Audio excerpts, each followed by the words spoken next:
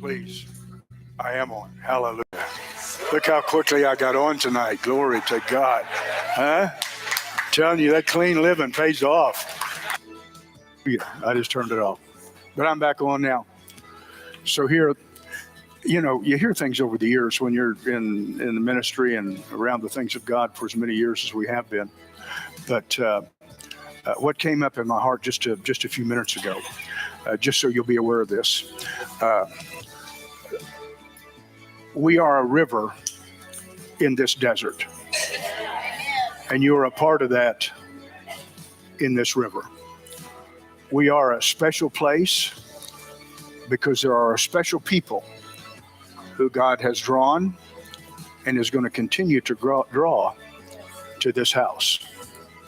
That has nothing to do with anybody other than Him and His desire to be a river for people to not only get in, but for that river to get in them, so that out of their belly will flow the rivers of living water that the world around us is looking for, with no strings attached.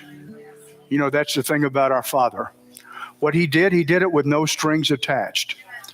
Yes, everything He did, everything He promised, everything He's promised to us, everything has a condition, but the condition is simply just to believe. As we receive an offering this evening, I got kind of started with a thought last night, and I just want to say something. Everybody realizes that as believers, if you are a believer, and really you need to be a believing believer. You can't be an unbelieving believer. You got to be a believing believer. And if you're a believer, you know that you've been redeemed from the curse of the law. But we as a nation are in a pretty precarious position. We're the greatest nation on the earth.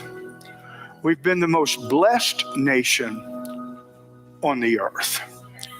And you know what can serve as a blessing, if it's not recognized as such, it can turn into a curse.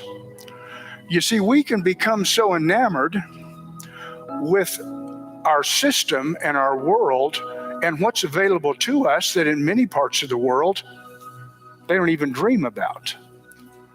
And as a church, the worst thing we can do as the men and women of God is allow our heads to be turned in any other direction than our Father.